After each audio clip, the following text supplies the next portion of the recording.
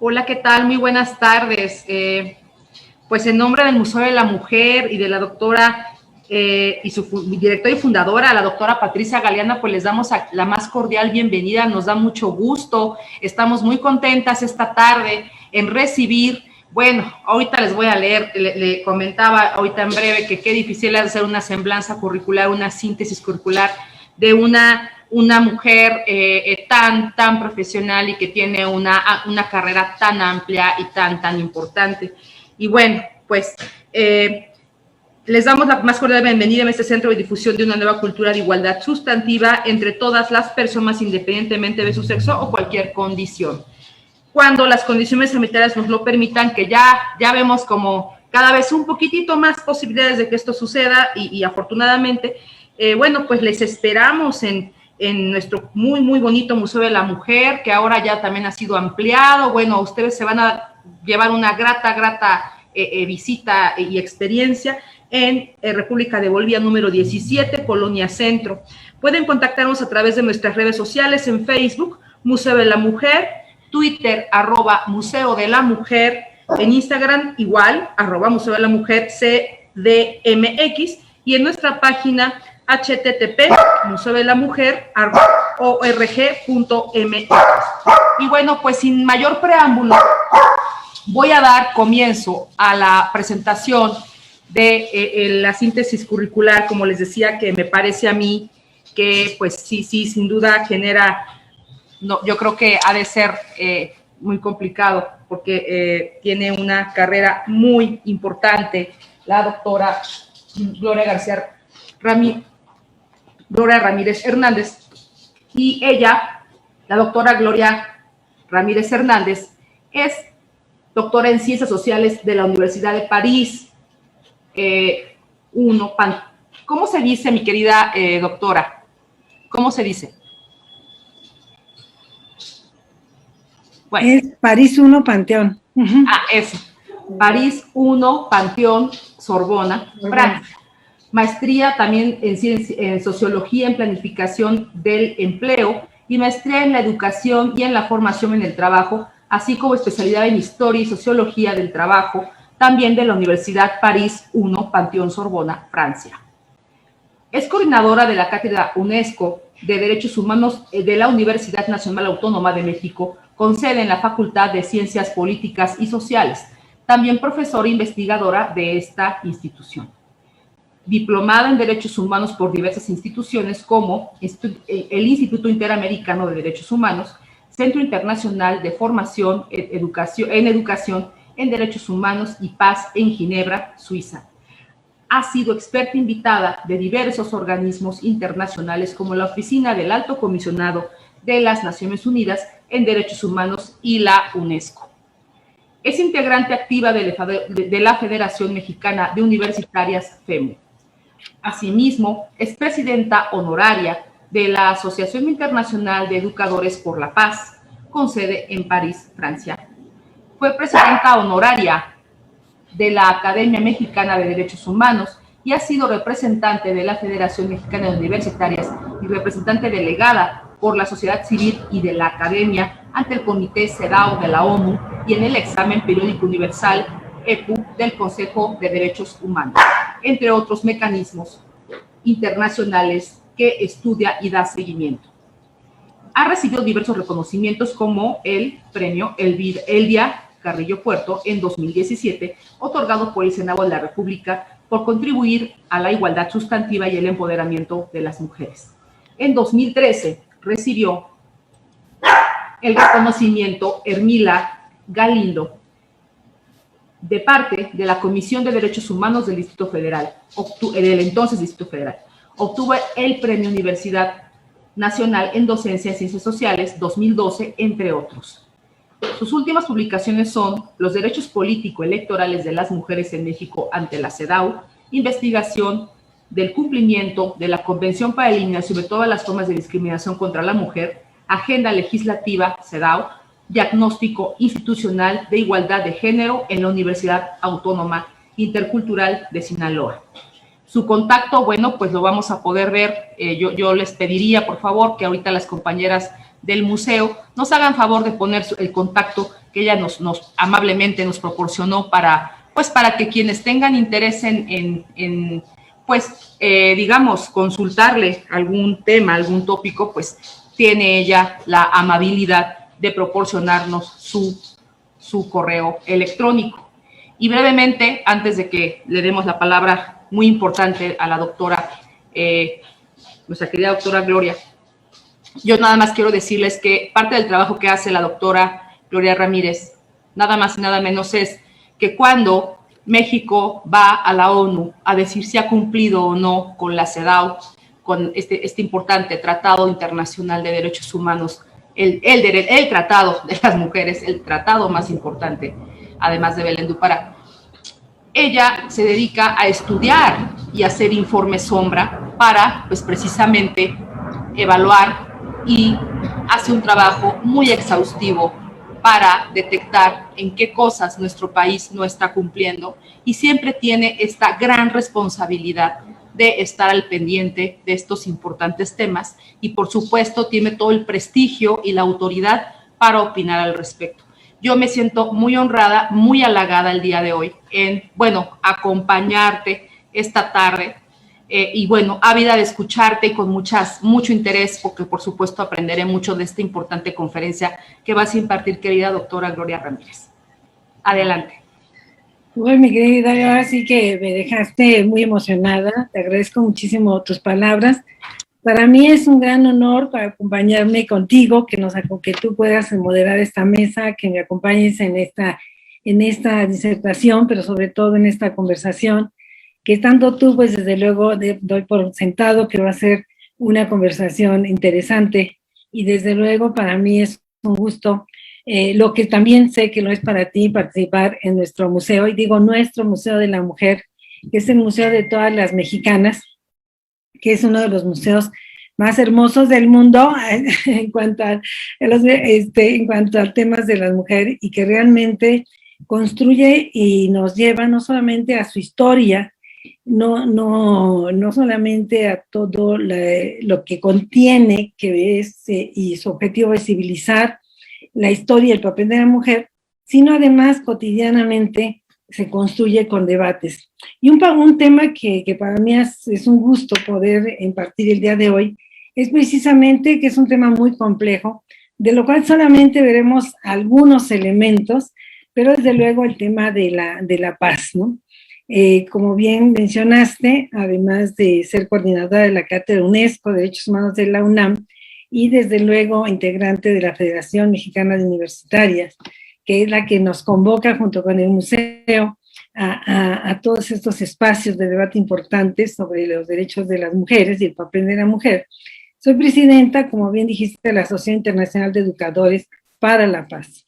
Y esta asociación internacional, cuya sede está en Francia, pues el tema fundamental es la educación para la paz, ¿no? ¿Sí? Que es un poco el enfoque con el cual yo voy a trabajar el día de hoy, pero hablando de este papel de la mujer en la historia, voy a dar, podríamos ver ciertos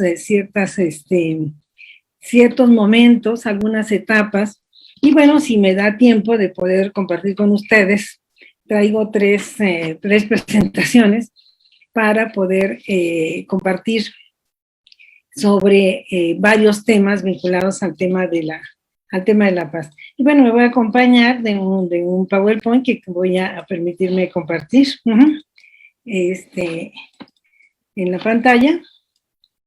Si ustedes la están viendo, voy a poner, y si tenemos la pantalla completa, como yo la estoy viendo, pues entonces podríamos iniciar, ¿sí? ¿Te parece? Pues decir, el papel de la mujer en la construcción de la paz es un tema muy amplio, ¿no? El papel de la mujer en la construcción de la paz nos remite también, pues, al otro lado de la paz, que es la situación de la guerra, digamos, pero que también nos lleva al tema de los conflictos, ¿no? Y bueno, sería muy pretencioso poder hablar de toda la historia, pero vámonos remontando algunas etapas de esta historia, del papel de la mujer, pero sobre todo visto de qué se ha hecho respecto a la visibilidad, por una parte, respecto a la protección, porque obviamente el papel de la mujer en conflictos bélicos y en conflictos en general es muy diferente del papel que puede tener un hombre, y qué importancia tiene la participación significativa de las mujeres, que realmente, y esto lo tomo de un pensamiento de ONU Mujeres, nos dice la participación plena y equitativa de las mujeres en la sociedad es un derecho fundamental. Cuando hablamos de equitativa, hablamos, como tú bien sabes, de igualdad. En conflictos, la participación de las mujeres para resolverlos y negociar la paz es especialmente importante a fin de proteger los derechos de las mujeres, reconocer sus experiencias para que la paz sea firme y duradera, ¿sí? En este marco voy a hablar un poco en general del tema de pacifismo y feminismo, de lo que ha hecho Naciones Unidas, acercarnos un poco a algunos acuerdos de paz y planes de paz, y también de mecanismos internacionales que, como tú bien mencionaste, es parte del trabajo que realizo y que me apasiona a través del análisis y seguimiento de los mecanismos internacionales, sus recomendaciones, la incidencia a nivel nacional, y desde luego buscar y ver y valorizar las luchas y resistencias por la paz, ¿sí? En este marco también quiero decir, soy académica, que el derecho humano a la paz lamentablemente todavía no está reconocido. Sin embargo, se ha hablado del reconocimiento de este derecho, ¿no? ¿Sí? Se ha buscado este reconocimiento y incluso hay un Carlos Villán, que es director de un centro de investigación por la paz en España, junto con un grupo de compañeros, compañeras. Desde hace tiempo hemos coadyuvado, unos de una manera, otros de otra, desde luego su equipo y el equipo de España encabezado, en una propuesta de reconocer el derecho humano a la paz, ¿sí? En este marco se ha proclamado, desde luego, los derechos de los pueblos a la paz, que se proclamó en ECOSOC desde 1978, pero no se ha reconocido como derecho humano a la paz, ¿no?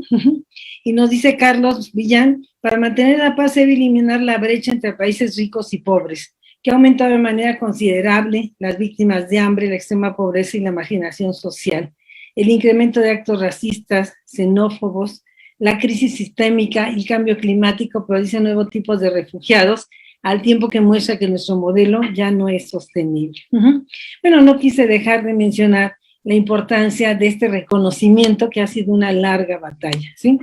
Y yo quiero mencionar cómo el papel de las mujeres en los conflictos, y me voy a remontar no a la antigüedad, sino me voy a remontar a 2020, se estimaba, y estas son cifras de ONU Mujeres, que 2.000 millones de personas viven en países afectados por conflictos.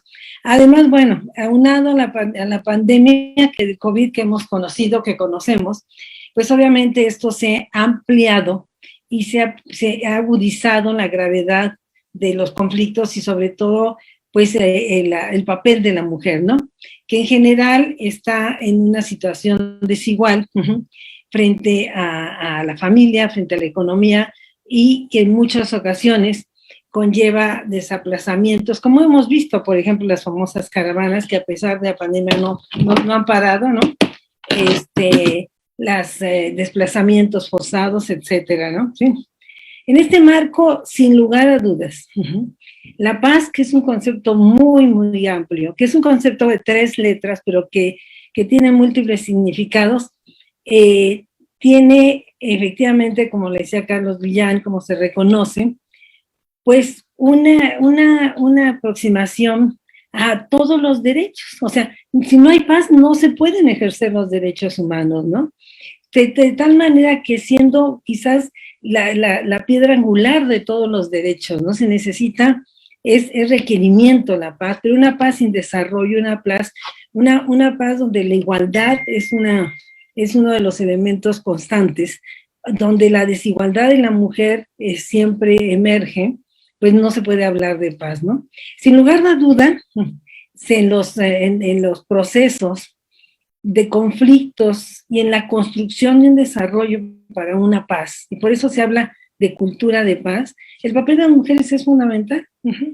Y en muchos casos las organizaciones de las mujeres han trabajado para prevenir precisamente la violencia. Y ya sabemos nosotros que en situaciones de conflicto, las mujeres, además de que se convierten en botín de guerra, son agredidas triplemente, ¿no? ¿Sí? El papel de las mujeres en la construcción implica la deconstrucción de muchas estructuras, ajá, para la vida cotidiana, ¿no? ¿Sí? Y por eso el feminismo, su emergencia del feminismo nace y se extiende con el pacifismo.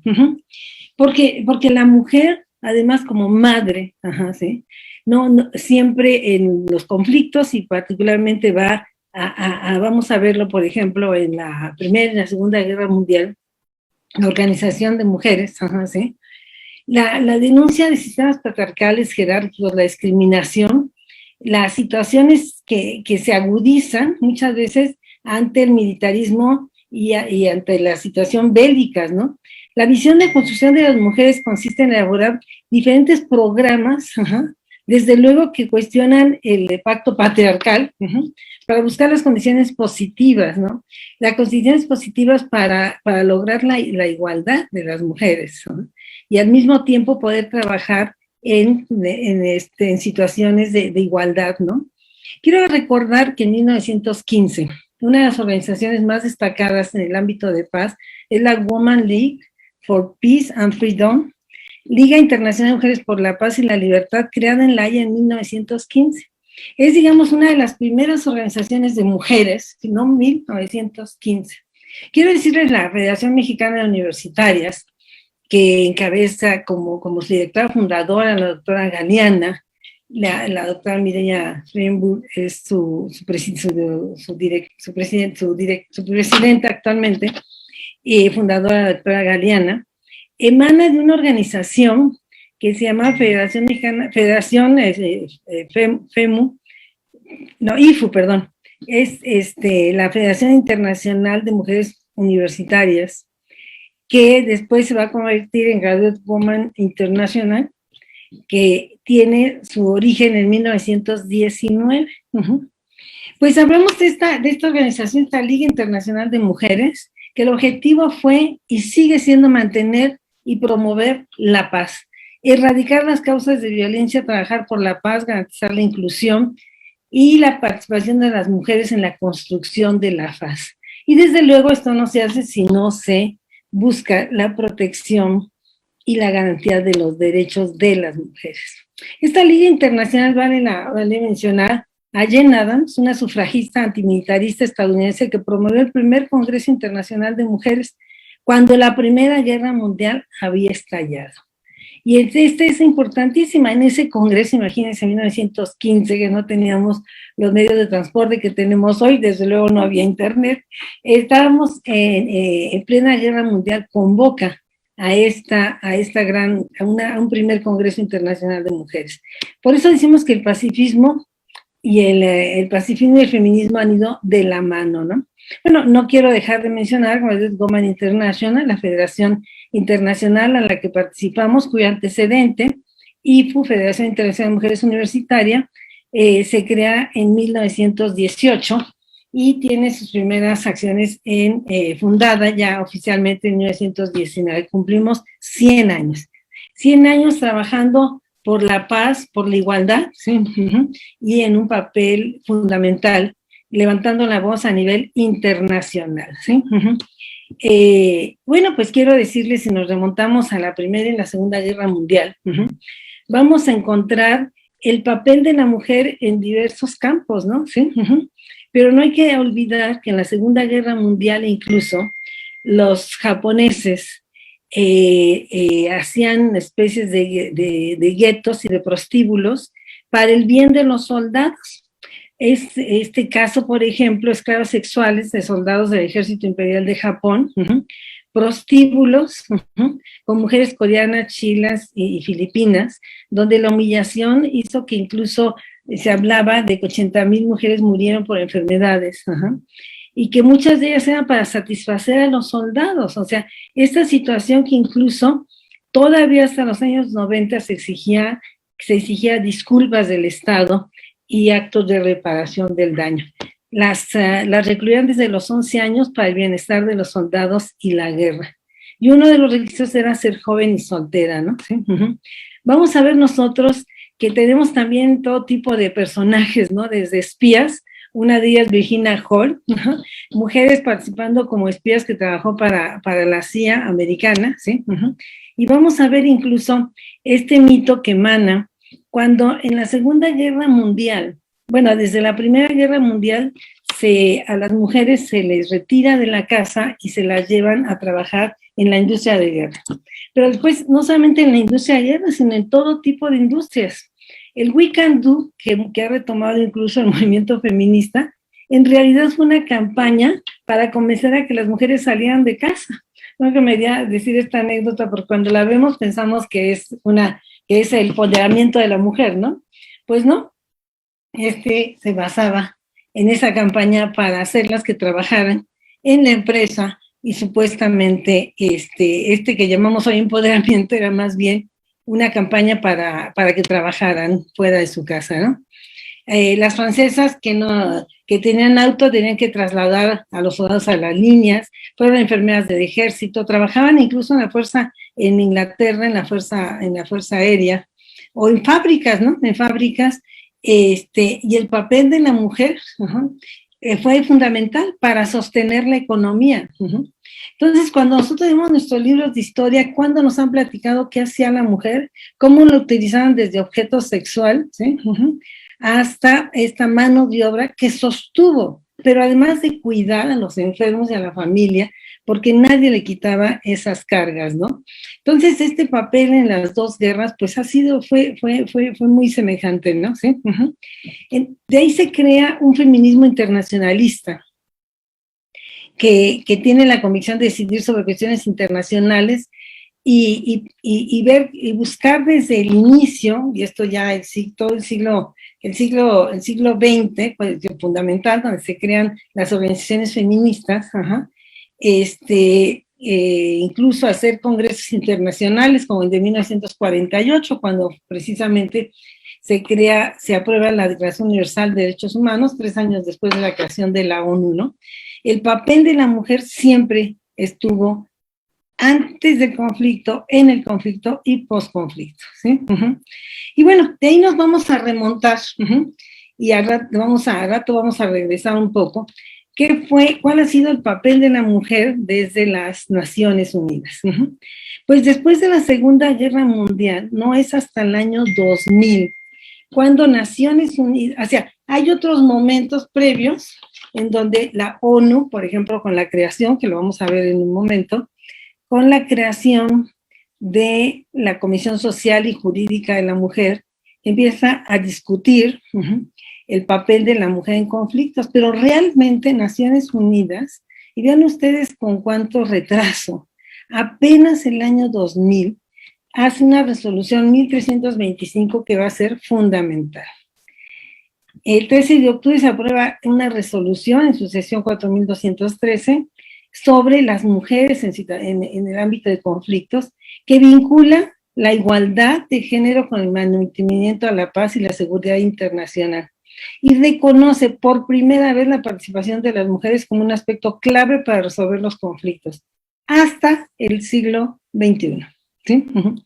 Reconocida entonces como agenda de paz y seguridad, se trata de un compromiso para abordar precisamente el papel de las mujeres en la situación de guerra, en la situación de post-conflicto, y destaca también la necesidad de tomar en cuenta su participación en la toma de decisiones, ¿no? Esta resolución va a instar a los estados a que aumente la representación de la mujer en todos los niveles de adopción de decisiones, en los mecanismos y en los órganos internacionales, en la gestión y en la solución de conflictos. Que incluso cuando nosotros analizamos cuál ha sido el papel de la mujer, por ejemplo, en la crisis actual de la pandemia, nosotros vemos que sigue siendo un papel marginal.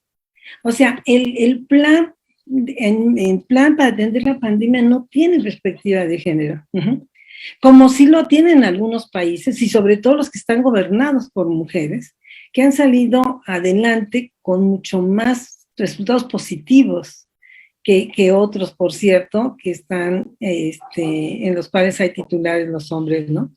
Pues esta resolución 1325 va a ser muy importante. Pide el secretario general que se proporcionen a los estados directrices, material, adiestramiento especiales para mujeres y destaca la participación en las medidas de mantenimiento a la paz y desde luego en su consolidación, ¿sí? También se pide que se incluyan y se identifiquen las necesidades especiales de mujeres y niñas en temas como repatriación, reasentamiento, rehabilitación, reintegración, reconstrucción en los conflictos y promueven las iniciativas de paz por mujeres. Desde luego, incluso hasta el ámbito territorial y autóctono, pidiendo también medidas que garanticen los derechos de las mujeres, ¿no? Y se habla, les digo, de toda esta fase pre-conflicto, conflicto y post-conflicto, ¿no? Vamos a ver que esta resolución, posteriormente se van a aprobar otras resoluciones. En 2008, la 1820, que reconoce, fíjense, hasta 2008, que la violencia sexual se utiliza como arma de guerra en contra de las mujeres en conflictos armados. Y se pide que se tomen medidas para prevenir esta situación. Qué tremendo, ¿no? Que hace apenas, ¿sí me entiendes? O sea, hace pues prácticamente 20 años que apenas se reconoce la violencia sexual como arma de guerra, ¿no? Veamos la historia, cuánto tiempo ha tardado, ¿no? O la resolución 1888 que concreta compromisos precisamente de la resolución anterior, ¿sí? ¿Con qué medidas? ¿Cómo se puede prevenir esta situación? ¿Cómo se debe atender esta situación?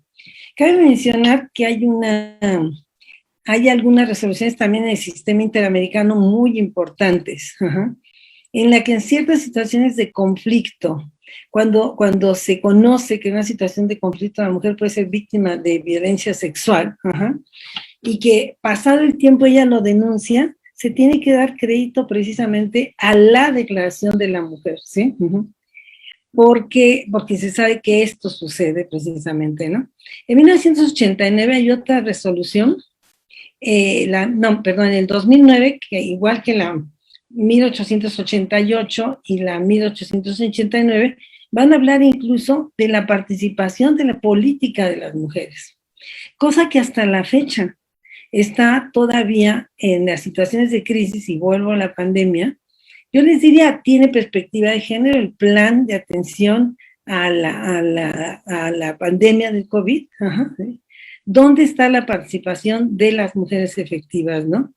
Obviamente, sí, en la resolución 1960, en 2010, se vuelve a hablar ya no solamente de mujeres, sino también de niñas y niños, que también van a ser utilizados y van a sufrir consecuencias, bueno, desde luego, en conflictos, ¿no? La resolución 2122 de 2013 reafirma el empoderamiento de la mujer y la igualdad como aspectos fundamentales para mantener la paz, la seguridad, ¿sí? Y dice que se tienen que quitar las barreras que persisten desde el año 2000, que salió la resolución 1325, ¿no? En el año 2015 se reafirma otra vez las resoluciones relativas a estas, desde 1325 hasta la fecha, para reafirmar también con la de 2019 el compromiso a aplicar precisamente las resoluciones que tienen que ver con la paz y la seguridad.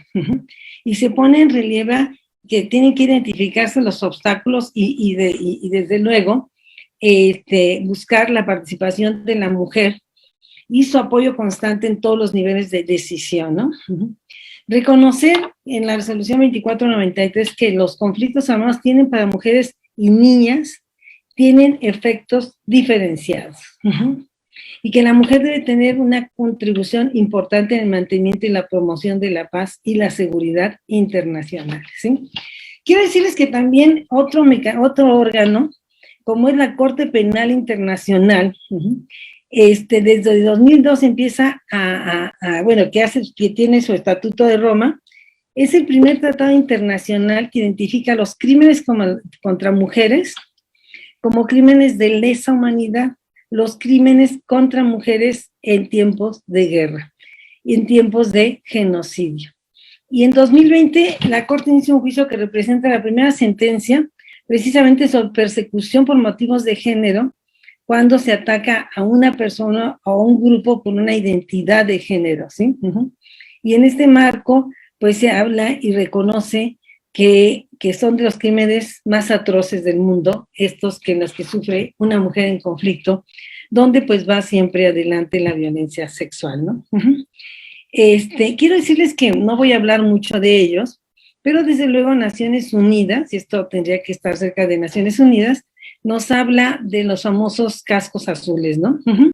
Que son, bueno, estos ejércitos de acompañamiento para resguardar el mantenimiento de la paz en algunas misiones, como es en Kosovo, Camboya, Liberia, Guinea, República Centroafricana, etcétera, Haití incluso, pero que lamentablemente en muchas ocasiones se han tenido incluso de parte de ellos algunas denuncias de abusos sexuales, como sucedió, por ejemplo, en el caso de Haití, y el Secretariado General pues declara que la explotación sexual y el abuso por parte del personal es inaceptable.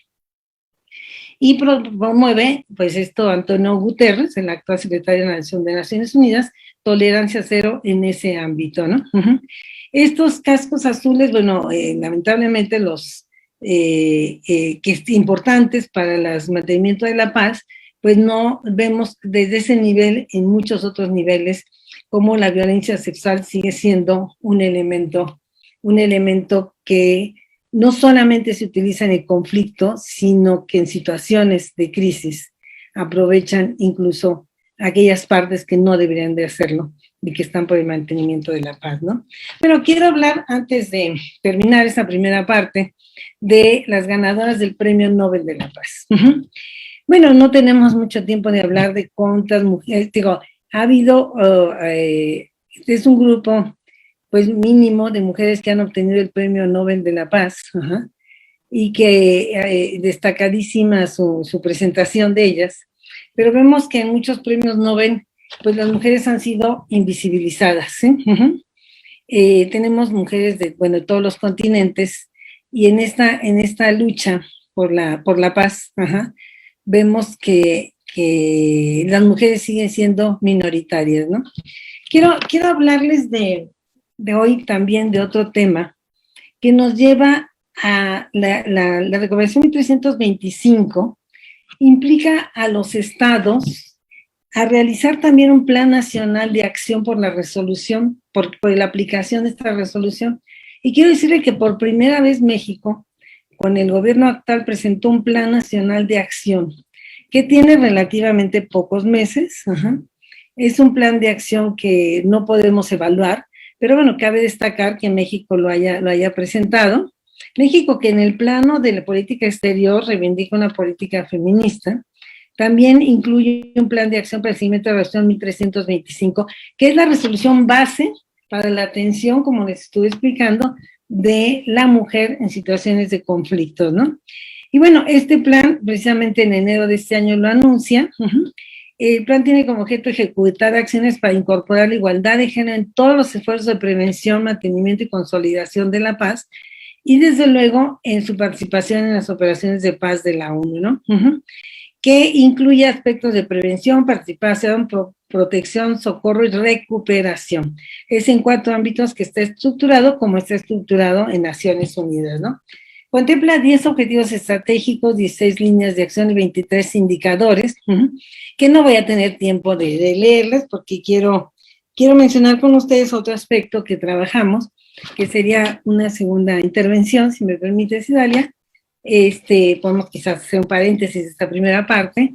No, doctora, adelante, estamos muy interesadas en todo lo que nos estás enseñando. Muchas gracias. Pues estamos para terminar, y bueno, y además después llevarte algunas experiencias en México que vale la pena mencionar, ¿no? Pues estos objetivos tienen objetivos de prevención, como dijimos, de participación y de protección y de socorro y recuperación. Bueno, este plan se busca articular y fortalecer acciones con instituciones involucradas, integra un modelo de mujeres constructores de paz, que trabaja con la Secretaría de Protección Ciudadana en coordinación con InMujeres, ¿no? Vamos después a evaluar este plan, pero nos parece importante señalarlo, porque por primera vez México lo presenta, ¿sí? Cuyo propósito es promover esta participación sustantiva de las mujeres como verdaderos actores, como actores, yo diría, en este marco, y estas metas, pues lamentablemente todas, o sea, son muy válidas, pero necesitamos quizás aterrizarlas un poquito para promover cambios sustantivos, ¿no? Sí. Porque necesitaremos aterrizarlas. Siempre la palabra promover la participación sustantiva suena más bien a un bonito deseo, ¿no? O desplegar la mayor cantidad de personal femenino sin decir cuánto va a ser, o desarrollar capacitaciones sin después ver si estas implican. Nos parece que es importante aterrizarlas, ¿no? Sin menospreciar la importancia de una agenda de paz para mujeres en México, creo que valdría la pena dar seguimiento, buscar transformar y integrar en esta agenda un seguimiento de esta resolución, y ojalá en México realmente pueda aterrizarlo con indicadores que se puedan medir, ¿no? Y bueno, miren, yo quiero decirles que la ONU cuenta con una propuesta de participación de la mujer en la construcción de la paz, señalando incluso a las mismas Naciones Unidas que casi nunca participan las mujeres en las negociaciones de paz, ¿sí? Y la ONU nos habla de varios elementos para construir la paz, ¿no? Partir que se tiene que realizar el principio de igualdad, participar no solamente en capacitación, sino en logística y en las decisiones más importantes, y que la representación en los acuerdos debe de ser sustantiva. Y ahí, pues hoy no tenemos mucho tiempo, pero valdría la pena conocer los acuerdos de paz que se han firmado en el mundo, pero nos dicen Naciones Unidas que de los acuerdos de paz firmados entre 2015 y 2018 en el mundo, 1 de cada 5 contenía disposiciones sensibles al género. Si todavía entre 2015 y estos años recientes pueden hacerse acuerdos de paz sin perspectiva de género, sin contar disposiciones sensibles al género. Y yo creo que de todo lo que he dicho, esto nos demuestra las dificultades realmente de poder avanzar en la materia, y que estamos ya en pleno siglo XXI y solo 1 de cada 5 acuerdos contiene disposiciones, ¿no? Y se insiste en la participación de las mujeres en los acuerdos de paz, y bueno, tenemos estos modelos que estoy presentando, donde realmente la participación significativa de la mujer está reconocida, pero no se implementa, ¿no? Es obvio y se ha demostrado que su participación implica cambios efectivos y estructurales para la paz, pero sigue siendo minoritaria, ¿no? Y creo que vale la pena recordar el ejemplo de Colombia, quien tras 52 años de conflictos, en 2016, firman un acuerdo de paz, y en ese acuerdo de paz, después de que primero no las consideraban, participan mujeres, ¿no? Casi tendríamos que tener una sesión sobre este acuerdo de paz, donde hubo una movilización desde el terreno para la participación de mujeres, y sí se integraron, no solamente una delegación, sino una participación efectiva, que tuvo una movilidad muy importante y sobre todo que partía del territorio hacia las jerarquías más altas, ¿no? No me da tiempo de poder aterrizar, porque quiero hablarles en un segundo momento del papel de la mujer y las recomendaciones de la Convención CEDAW, que es una convención que es la Carta Magna de los Derechos de las Mujeres, pero no quería dejar de mencionar. Y por último, para concluir, pues un movimiento que tuvimos nosotros también de territorio, que nos habla del zapatismo y el movimiento de mujeres. Un conflicto del EZLN, el Ejército Zapatista de Liberación Nacional, donde al estallar el conflicto, al momento en que el ejército está visibilizando, entre los documentos básicos del ejército estaba precisamente el papel de la mujer. Varias mujeres participan, el Ejército Zapatista desde luego visibiliza a las mujeres en todos los ámbitos. Varias mujeres estuvieron al frente, todas nos recordamos a la comandante Ramón, la comandante Trini, la comandante Andrea, la teniente Ana María, ¿no? Y decía el comandante Marcos que 33 mujeres forman parte del Ejército Zapatista, ¿no? Y en ese marco, recordemos la Ley Revolucionaria de Mujeres, 1994, ¿no? En el que entre los 10 puntos cita la ley se encuentra el derecho de las mujeres indígenas a la participación política y a los puestos de dirección, a una vida libre de violencia sexual, doméstica, el derecho a decidir cuántos hijos tener, cuántos y cuidar, el derecho a un salario, la ley revolucionaria de mujeres. En su justa lucha por la liberación de nuestro pueblo, el EZLN incorpora a las mujeres en la lucha revolucionaria, sin importar su raza, su credo, su color, filiación, con el único requisito de hacer suyas las demandas del pueblo explotado y comprometido a cumplir y hacer cumplir las leyes y reglamentos de la revolución. Tomar en cuenta la situación de las mujeres trabajadoras que se incorporen sus demandas en igualdad y justicia de la ley revolucionaria de mujeres.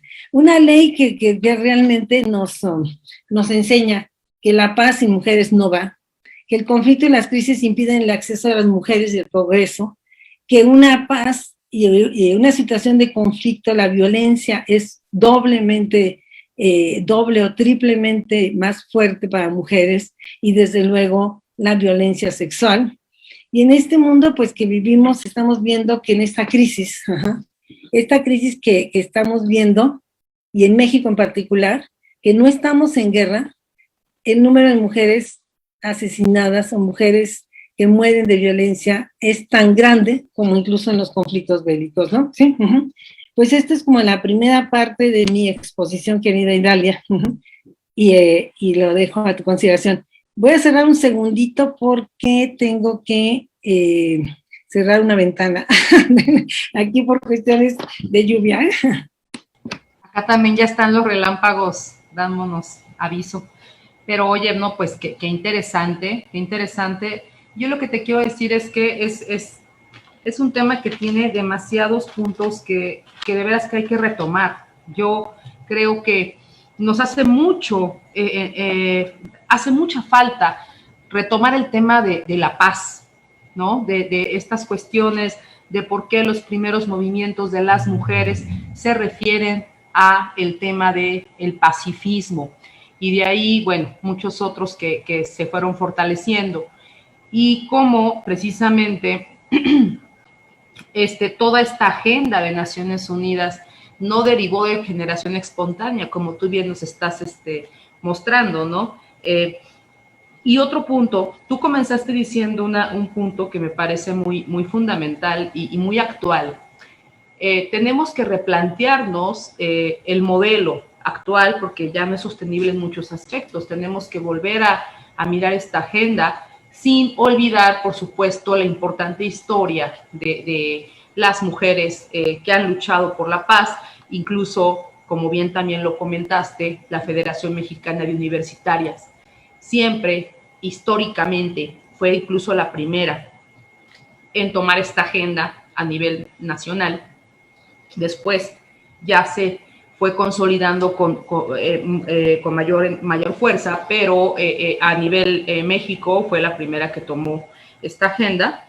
Y esta cuestión también de mirar estas resoluciones como la 1325, que ahora que se dice que se toma por el gobierno mexicano a partir de este año, bueno, también tú lo comentaste, doctora, de manera muy puntual, hay que ver cómo se toma, porque aquí también lo importante va a ser cómo vamos a materializar estos puntos para que verdaderamente sean algo tangible, sean algo que sí esté en la vida de las personas. Disculpen el ruido del avión, pero tengo aquí la ruta de los aviones abajo de mi cabeza. Y bueno, el tema es ¿no? Son muchos aspectos, y yo te quiero leer, fíjate que algo muy interesante, a reserva de que, bueno, aquí en nuestro Zoom, por favor, quienes nos están acompañando, háganos sus comentarios por escrito aquí en el chat.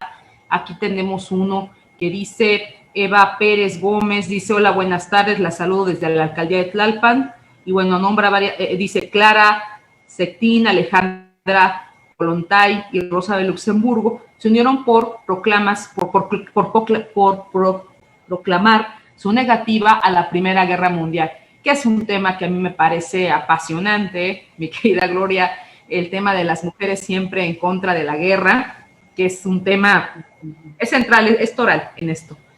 Y otro que aquí tengo en el Facebook, te manda saludos desde Campeche, también saludos desde la Universidad de Nuevo León, que me gusta mucho porque desde la preparatoria, o sea, que sí que nos ven personas muy jovencitas, entonces eso está buenísimo porque también están tomando esta feta, ¿no? De que estamos en contra de la guerra, siempre, absolutamente siempre estamos en contra de la guerra.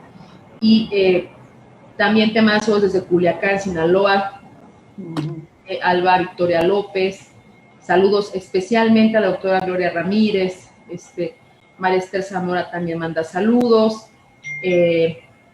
Y aquí te quería comentar un punto para que nos contestes, porque justo tú tomaste el tema de Colombia, y fíjate qué interesante. Nos escribe Carolina Camargo, el número actualmente, o sea, vamos, estamos a 27 de mayo de 2021, con lo que sucede en Colombia, desgraciadamente. Un país hermana, ¿no? En fin, el número de violaciones a mujeres y niñas en Colombia es dramático, y la censura de los medios es lo que impera en este momento desde que empezó el paro nacional. Se firmó la paz contra la guerrilla de las FARC en 2016 y se inició todo un proceso hacia la construcción de la paz en este aspecto, dice ella. Y a ver si no, es que se me está teniendo la pila de la computadora, desgraciadamente, de esta computadora, la chiquitita.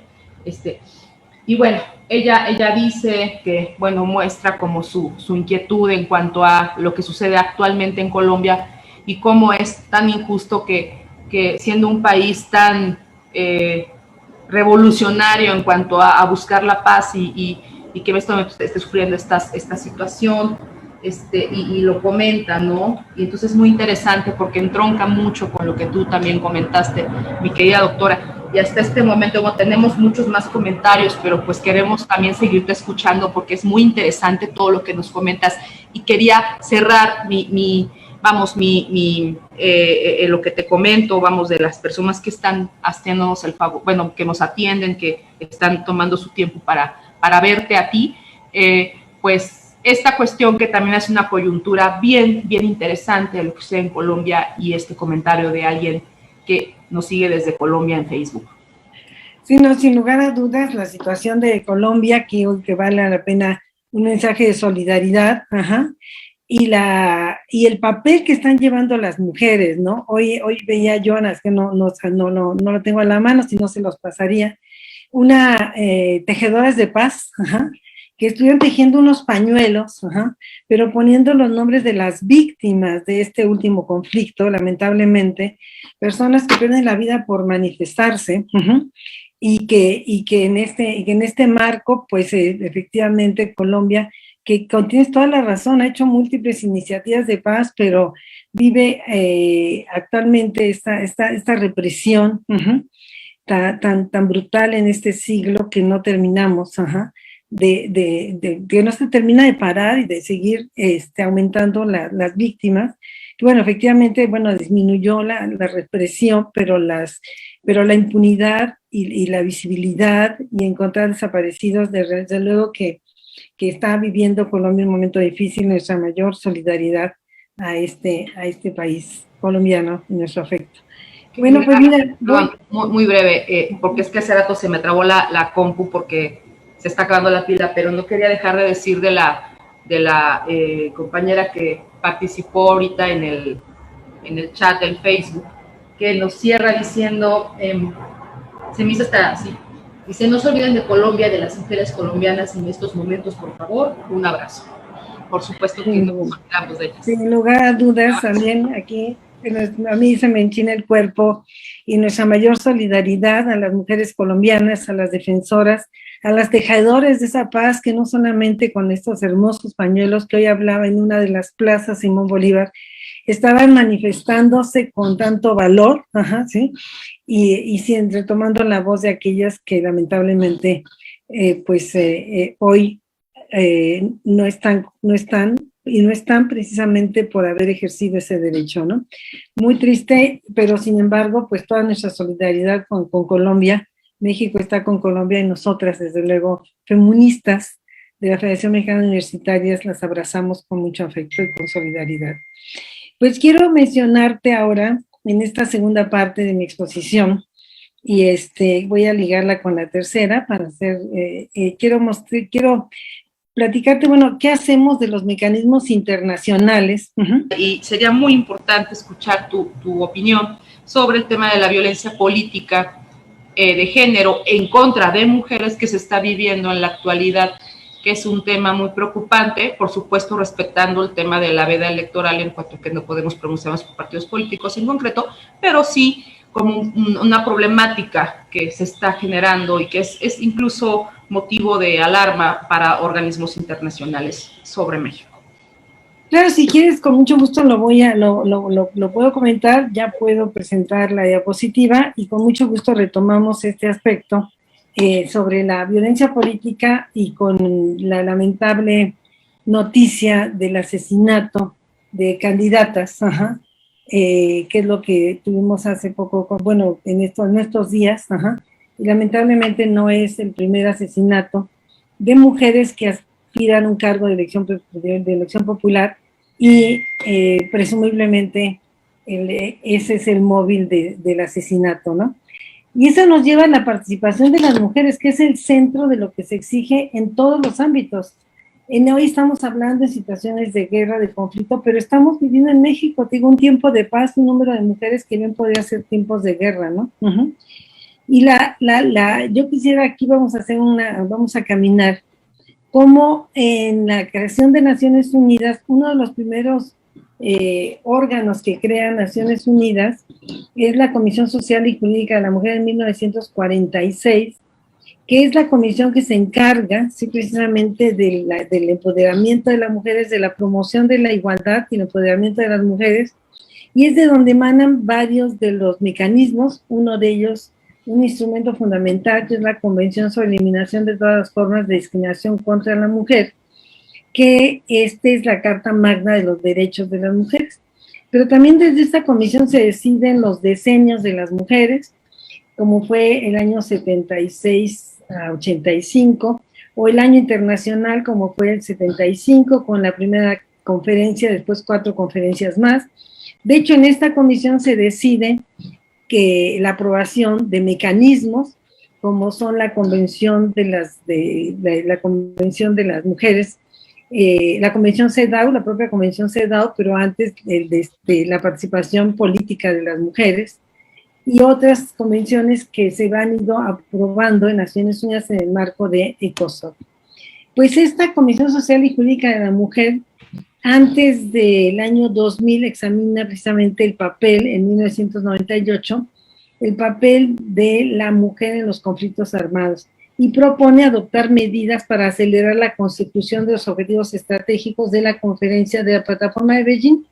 En Beijing, que fue la 4ª conferencia internacional, una de las esferas va a ser la mujer en los conflictos. Va a ser paz y mujer en los conflictos en la conferencia de Beijing, que por cierto cumplió el año pasado 25 años, ¿no? En el 79 se aprueba la Convención CEDAW como esta Carta de Derechos de las Mujeres, y va explícitamente a reconocer no solamente la igualdad, sino también va a decir y a señalar en reiteradas ocasiones su compromiso contra la discriminación de la mujer, ¿no? En este marco, en el año 1994, también en el seno de Naciones Unidas, pero esto en la Comisión de Derechos Humanos, se va antes de que en la que se llamaba Comisión de Derechos Humanos en aquel entonces, se va a designar un representante especial sobre violencia contra las mujeres, quien va a recorrer incluso precisamente los abusos sexuales y la violencia de las mujeres en la situación de conflictos, y que van a empujar, ¿sí?, en estos años hacia esta famosa resolución 1325 que ya les platicaba hace poco, ¿no? Y ha habido varios representantes en algunos lugares, ¿no?, de situaciones de conflictos bélicos como Yugoslavia, Ruanda, República Democrática del Congo, etcétera, donde efectivamente se ha trabajado cómo atender, cómo evitar, cómo reparar, cómo poder, la violencia sexual en situaciones de conflicto, ¿no? Yo ya te decía que la cuarta conferencia internacional en la plataforma de Beijing, que es como todavía nuestra hoja de ruta de los derechos de las mujeres a 26 años, una de las esferas fundamentales fue, una de estas dos esferas es precisamente la mujer y los conflictos armados, que desde luego se complementa con temas como la mujer y la violencia, la mujer y la pobreza, y estas esferas que siguen vigentes hasta ahora, ¿no? Es una hoja de ruta de los derechos de las mujeres, ¿no? En esta línea se inicia un trabajo muy importante desde la cuarta conferencia, precisamente para determinar cómo impactan los conflictos bélicos a las mujeres y cómo se tiene que promover su participación. Bueno, la misma creación de la División para el Alto de la Mujer del Instituto de Investigaciones y Capacitación, la Oficina del Asesor Especial en Cuestiones de Género, el Fondo de Naciones Unidas, que todos estos organismos se crean en el siglo pasado y y se consolidan ya en una institución que es ONU Mujeres. También una parte fundamental es el mantenimiento de la paz, pero la participación de las mujeres como un elemento fundamental para la consideración de la paz. No quiero dejar de mencionar que la Convención CEDAW tiene recomendaciones generales. Una de ellas muy importante, que es la Recomendación General número 30, donde específicamente va a decirnos cómo es la responsabilidad de los estados para proteger los derechos de las mujeres en todo momento, promover la igualdad y desde luego antes, durante y después del conflicto, para garantizar que estas mujeres se integren en todos los procesos de la consolidación de la paz y en su reconstrucción. Este comité, esta resolución para hablar de paz es una resolución muy importante, ¿sí? Una resolución muy, muy importante que compromete a los estados, ¿sí? Que compromete a los estados precisamente a continuar aplicando la Convención durante los conflictos, a tomar medidas de emergencia y sin discriminación, como sería la crisis que vivimos actualmente, ¿sí? Y en este marco, a comprometerse en todo el territorio, ¿no? ¿Sí? Esta recomendación nos dice que muy, muy claramente que se debe orientar a los estados para el cumplimiento de actuar con diligencia debida en aquellos actos que menoscaban los derechos de las mujeres y dar una serie de sugerencias de cómo se puede atender, cómo se debe responsabilizar a los estados, cómo deben de colaborar los agentes no estatales para prevenir violaciones a los derechos humanos, digo, desde luego en razón de género, cómo se debe, y aquí hago también un mensaje, claramente nos dice cómo la policía debe de actuar en situaciones de conflicto para garantizar que no se cometan violaciones a los derechos humanos. Y no puedo dejar de mencionar, mi querida Idalia, y estarás de acuerdo, ¿no?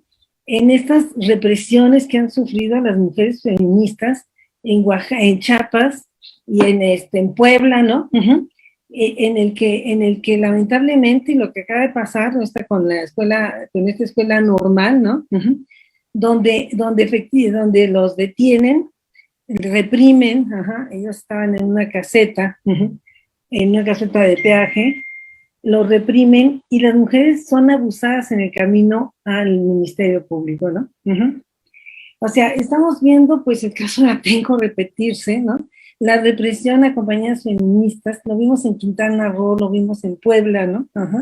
Criminalizar el derecho a manifestarse es en una situación de conflicto, es una grave responsabilidad del Estado, ¿no? Y en el tipo de policía sin la capacitación, o peor todavía, como sucedió en Atenco, ¿no?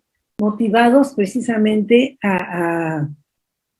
pues lamentablemente a hostigar y de manera de violencia sexual a las manifestantes, ¿no? Vemos que estas recomendaciones caben perfectamente, ¿sí?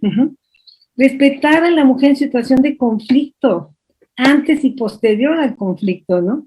Deberían de tener códigos de conducta. O sea, tenemos en ese sentido una serie de recomendaciones, como nos recuerda el numeral de esta recomendación número 30 general de Naciones Unidas, una serie de lineamientos que debe acatar el Estado, ¿sí? Incluso nos dice aumentar la colaboración con sociedad civil para trabajar en la aplicación de un programa de seguridad y seguridad, paz y seguridad, ¿no? El comité recomienda, desde luego, que se garantice instrumentos legislativos, ejecutivos, administrativos para favorecer la participación de las mujeres, garantizar la participación de organizaciones civiles y no reprimirlas, desde luego, ¿no? ¿Sí? Y fortalecer el liderazgo de las mujeres, ¿no? Y en los procesos de negociación que se incluya a mujeres, que son promueva su real y efectiva participación. Y bueno, pues vamos a ver nosotros que tenemos más de 10 recomendaciones que de una u de otra manera tienen que ver con las mujeres en situación de conflicto, ¿no? ¿Sí? Incluso instituyendo medidas de carácter temporal para seguir alentando la participación de mujeres en las Fuerzas Armadas, ¿no? Recomendar el apoyo a las mujeres en situación de conflicto o de la atención a las niñas, y en ámbitos que tienen que ver con la migración, con los problemas que también afectan los conflictos y que muchas veces cruzan problemas hasta de trata, ¿no? Las mujeres migrantes, Y en la ocasión del noveno informe de México que presentó en Ginebra en 2018, el comité emite una recomendación y dice: acoge con satisfacción los esfuerzos realizados para el Estado para entrar a las mujeres e ingresar a las Fuerzas Armadas, sobre todo en puestos de alto rango. Sin embargo, está preocupado por su escasa participación en las estrategias y en los procesos para hacer frente a la situación de violencia e inseguridad en el país y desde luego ante la delincuencia organizada, ¿no? Y nos recuerda en la recomendación número 16 que debemos elaborar un plan de acción nacional que en colaboración con organizaciones de mujeres de la sociedad civil. Déjame decirte que yo no tengo conocimiento que el plan que elaboraron de paz haya participado la sociedad civil, ¿no? Y nos habla de adoptar todo tipo de medidas para proteger a las niñas, a las mujeres, frente a la inseguridad y la violencia, desde luego, ¿no? Y en este marco, pues yo quiero terminar diciendo y recordando que México es un país de resistencia, ¿sí? Yo no quiero dejar de mencionar, ¿sí? cómo ha sido el papel de la mujer en muchos ámbitos, y recordar, como les hicimos hace un momento, a las compañeras zapatistas, el zapatismo que nos va a dar varias lecciones, y recordar cómo somos mujeres que resisten, ¿no? Hay que ver la fuerza que tienen, por ejemplo, las madres de las chicas que lamentablemente sufren feminicidio, ¿sí? Recordar la fuerza de las defensores, que en México ser defensor de derechos humanos es una situación de riesgo, y recordar que México es un país que resiste, ¿no? Y que ya en ocasiones, cuando el presidente Calderón hablaba que estamos en guerra, se levantó un movimiento por la paz, la justicia y la dignidad, y que decía: nosotros no queremos la guerra, ¿sí? Esta imagen pues me gusta mucho porque marca el empoderamiento de las mujeres indígenas, ¿no? Vimos hace rato a las mujeres zapatistas, nos acordamos de Ramona, de estas mujeres que hoy incluso están en Europa, ¿no? Promoviendo precisamente una nueva forma de vivir, una nueva forma del mundo, de conocer el mundo. Pero la paz tiene que ver con la situación de violencia, de desempleo, de migración que conocemos. Tiene que ver todavía con el analfabetismo de las mujeres, tienen altos grados todavía. Si bien ha disminuido, vemos que siguen siendo mujeres quienes no solamente conocen el analfabetismo, sino no logran proyectarse un proyecto de vida profesional. La pobreza, que toca un porcentaje muy importante en México, la corrupción, la seguridad y la delincuencia, ¿no? La impunidad. O sea, todos estos problemas. ¿Y qué podemos hablar del feminicidio, no? ¿Sí? El feminicidio, pues, no puede haber paz si tenemos nosotros estos altos grados de feminicidio en el país. Y esto nos convoca precisamente a recordar esas niñas, como decía Gabriela Mistral, ellas iban a ser reinas, ¿no? Que hoy no están con nosotros y que lamentable número sigue creciendo, ¿no? ¿Sí? Y en este marco, pues, reconocer las demandas todas estas demandas, pero también reconocer el papel de la sociedad civil por la paz, ¿no? ¿Sí? El papel de la sociedad civil por la paz, las estudiantes que levantan la voz, las obreras, las indígenas, las ambientalistas. Estamos hablando de mujeres, pero también sumando con muchos hombres, en una resistencia que en algunos movimientos se ha manifestado, pero que se manifiesta todos los días, ¿sí? Por ejemplo, la Caravana de Madres Centroamericanas, ¿no? Que levantan la voz a través de estas organizaciones no gubernamentales, y qué puedo decir de las jóvenes, que desde las universidades hasta hasta los espacios hasta las calles, los mercados, levantan la voz a favor del derecho a una vida libre de violencia, ¿no? En ese marco quiero recordar que México tiene pendiente la elaboración de un programa nacional de educación en derechos humanos y cultura de paz. Y aunque hay un programa de derechos humanos, me parece que en ese marco la perspectiva de género y la cultura de paz debe de integrarse. Y quiero, pues, antes de terminar, recordar a Ernesto Sábato en una frase que me gusta mucho, ¿no? Y recordar cómo las mujeres mexicanas, a pesar, y aquí pienso en las colombianas, saben resistir. Y dice Ernesto Sábato, el ser humano sabe hacer los obstáculos nuevos caminos porque a la vida le basta el espacio en una grieta para renacer. Y yo pienso que las mujeres en sus iniciativas de la paz precisamente renacen, ¿no? Renacen y construyen. Y creo que nos quedan pues todavía muchas otras imágenes para construir la paz, pero bueno, esto sería como un marco general de la exposición. Y no quiero dejar de mencionar lo que tú hablabas hace un momento, ¿no? Es una pena que en estas elecciones ya sumemos mujeres que han sufrido atentados, mujeres asesinadas por aspirar a un cargo público, ¿sí? Como si estuviéramos en los años, ¿qué les puedo decir? En los años 30, ¿no? Donde todavía las elecciones se arreglaban con balazos, ¿no? Las mujeres son asesinadas simplemente por el hecho de ser mujer y de aspirar, ¿sí?, a una participación igualitaria, ¿no?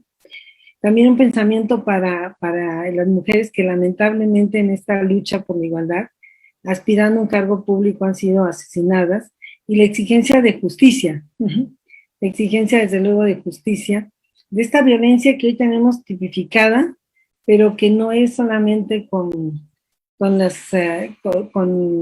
figuras jurídicas o con acciones pues lamentablemente que muchas veces se tienen que implementar para castigos, ¿sí?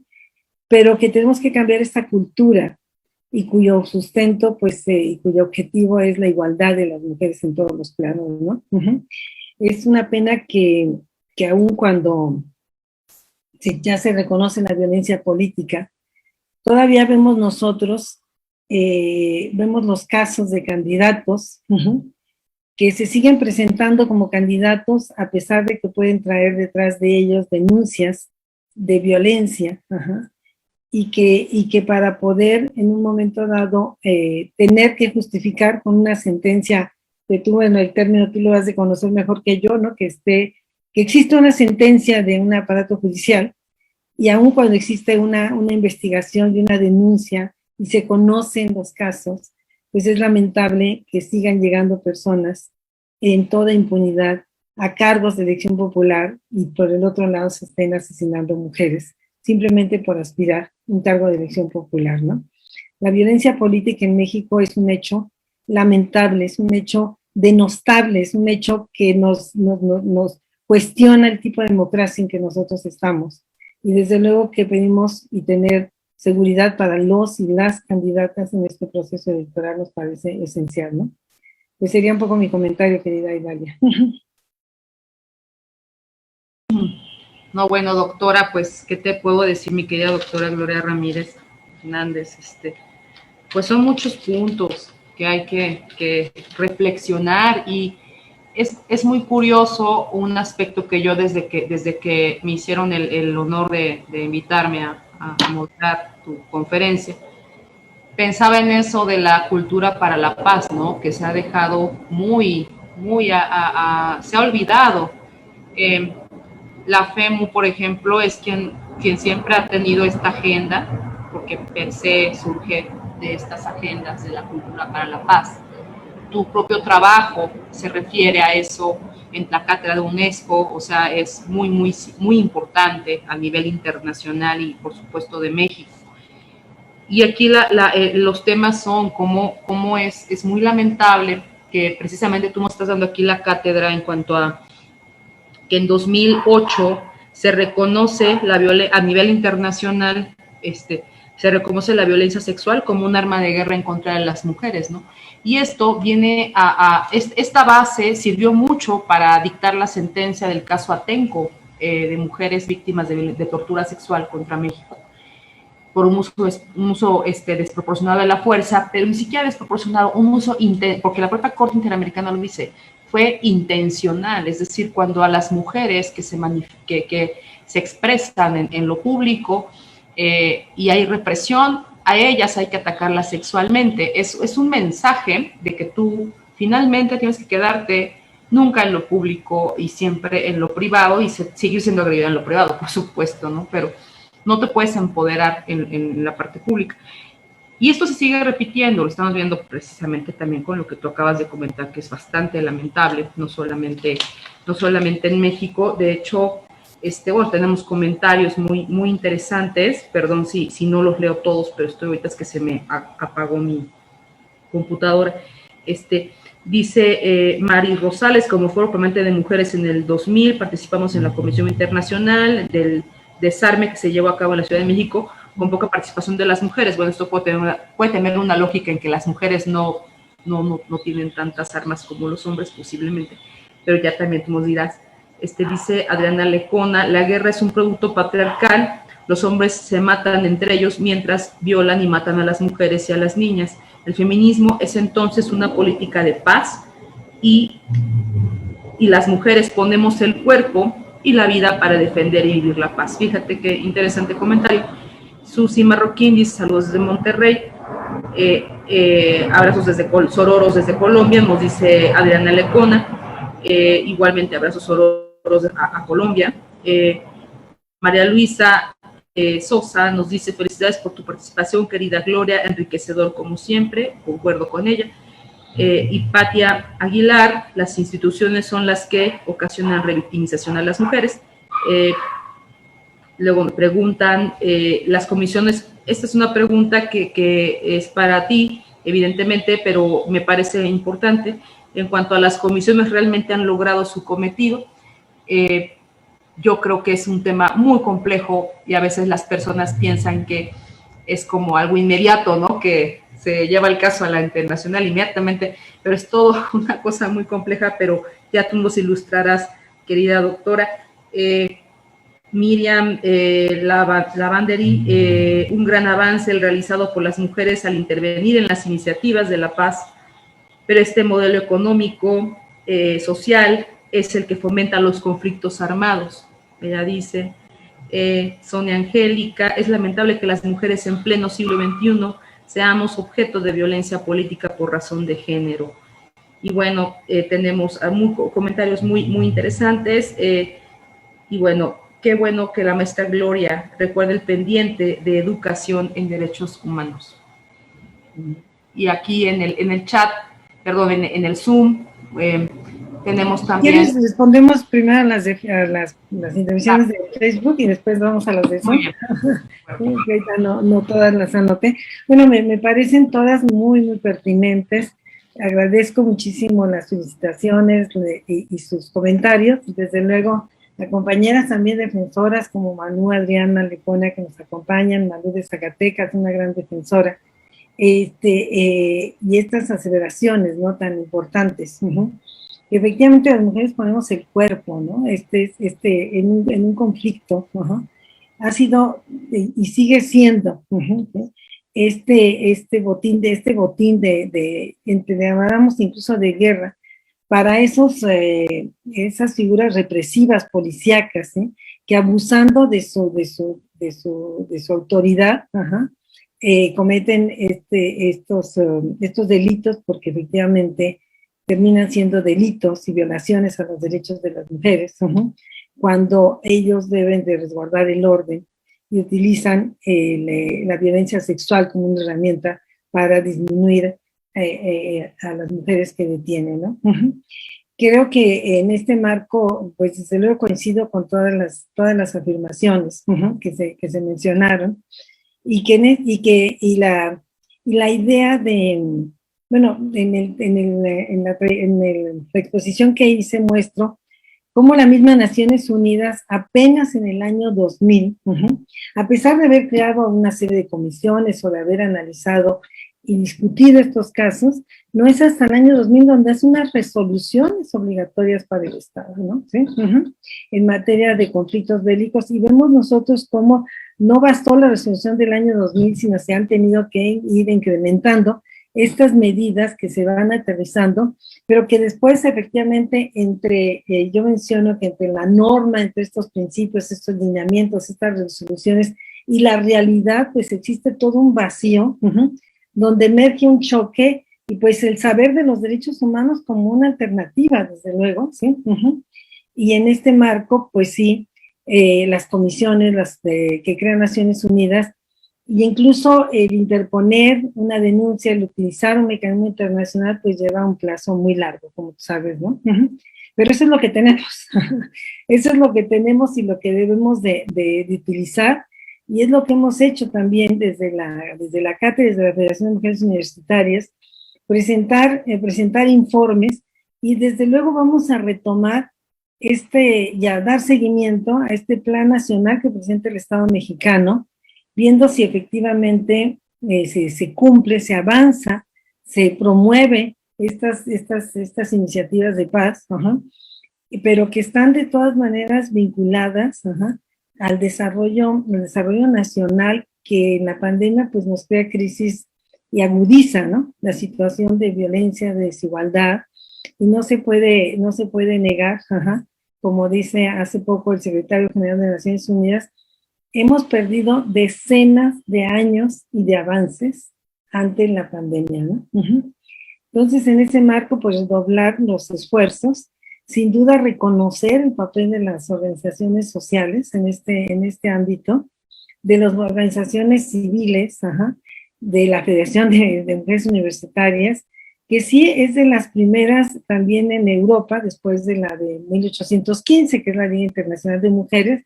Pues en 1919 nuestra organización, de la cual emanamos, fue también de las que reivindicó precisamente los derechos, el papel de las mujeres en la paz, ¿no? Porque además son las mujeres madres, ¿no? O sea, no trajimos hijos para que vayan a la guerra, ni mucho menos, pero hoy vivimos una guerra en forma diferente. Y es esta paz que tenemos que ver con otros ojos, ¿no? Entonces, bueno, me parecen muy pertinentes, por eso creo que más que comentarios o no había preguntas en específico, pues sí, compartir estas miradas y la necesidad de construir estas iniciativas de paz. Y sin lugar a duda, la educación para la paz es un elemento fundamental, ¿no? Porque la educación para la paz se tiene que aprender. Los mecanismos que emanan de Naciones Unidas, las normas, no tienen ningún sentido si no nos apropiamos de ellas, para exigir al Estado, para evaluar al Estado y para proponer. Y es en ese marco que esto puede tener un sentido, si no se quedan como documentos muertos, ¿no? Sí.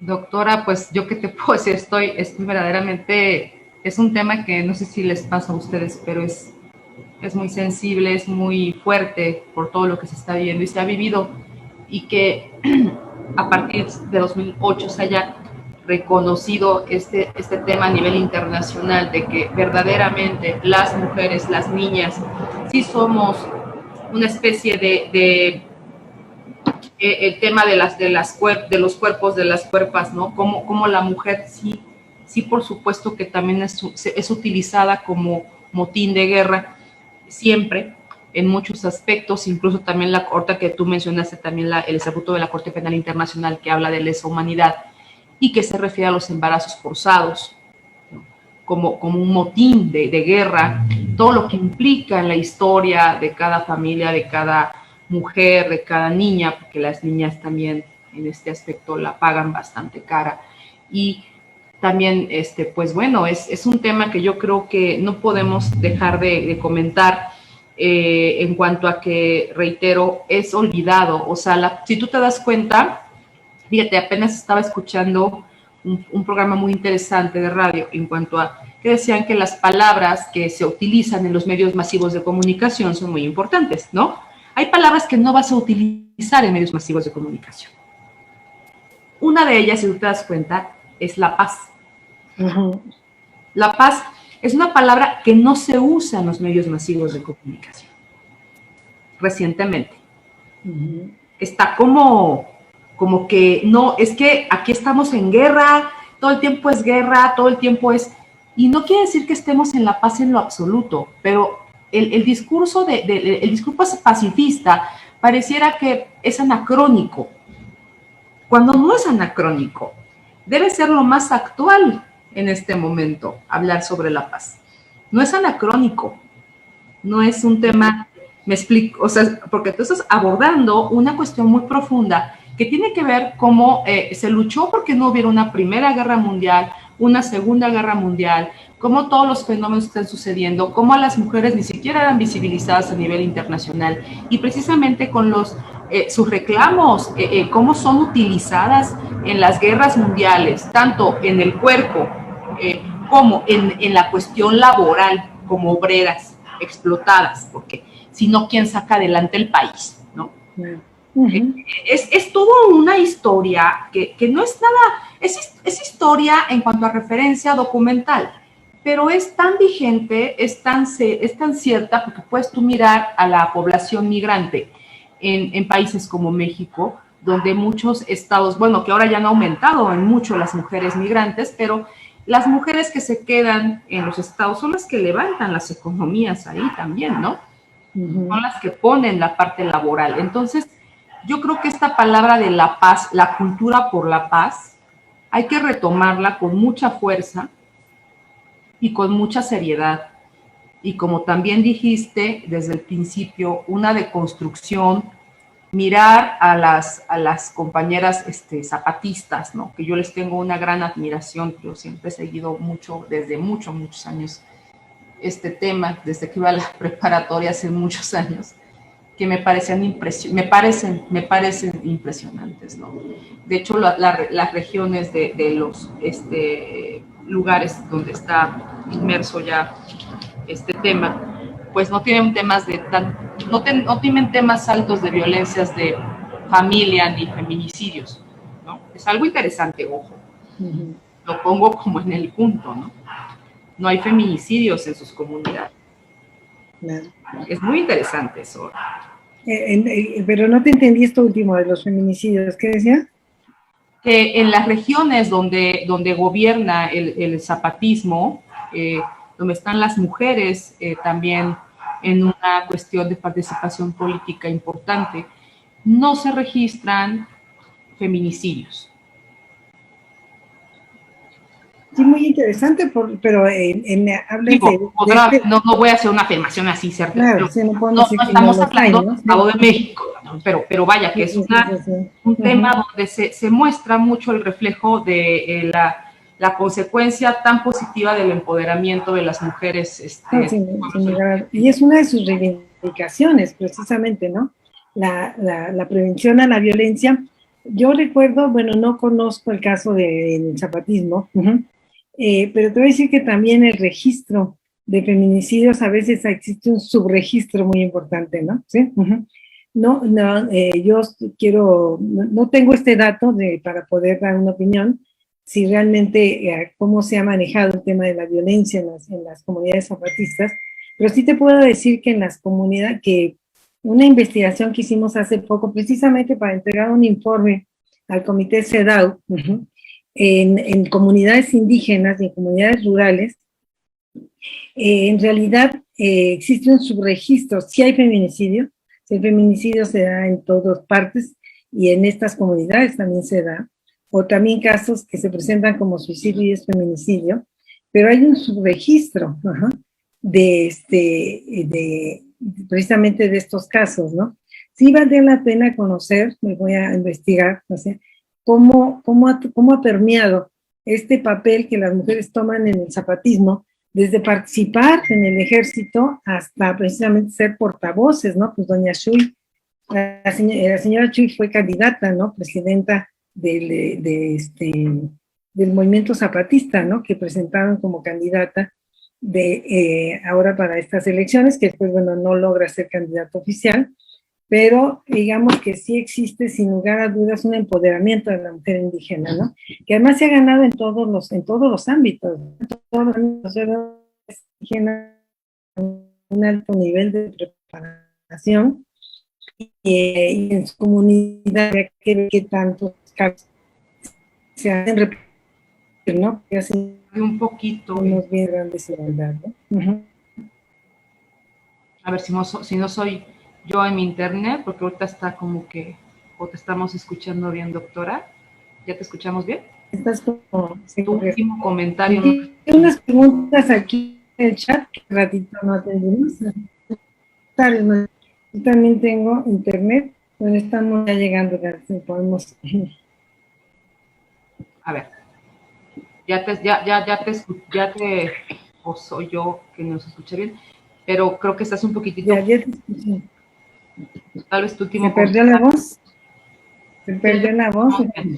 O sea, sí, un poquitito. Voy a cerrar tantito mi pantalla, pero te escucho. Okay. Uh-huh. Bueno, el tema de Marichuy es muy interesante porque ella per se no era zapatista, sino que representaba un movimiento indígena muy importante, que fue elegida incluso como candidata. Pero, ¿sabes en qué concuerdo, mi querida doctora Gloria? En que sin duda es un tema que hay que tener los datos ciertos, como bien dices. Y lo que sí es que me parece que nos están también dando un ejemplo muy interesante sobre cómo, pues a partir de esta cuestión de los empoderamientos, en el sentido, digamos, que se puede comprender desde los múltiples temas de los feminismos, ¿no? Es interesantísimo. Yo creo que ese también es uno de los grandes temas de la cultura para la paz. Tú lo mencionaste en la agenda de las mujeres zapatistas, como tienen dentro de sus puntos este apartado, y eso también nos enseña muchísimo, y yo creo que eso es una parte incluso de nuestra construcción como país que pretende consolidar una democracia, pues es sumamente importante.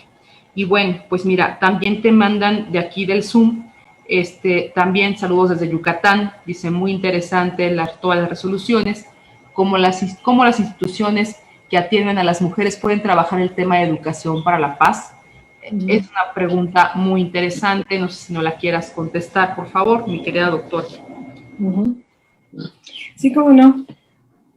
Bueno, desde luego el tema de la educación para la paz es el tema tiene que tener un enfoque integral de derechos humanos y de los derechos de las mujeres, y debe de considerar, ¿sí?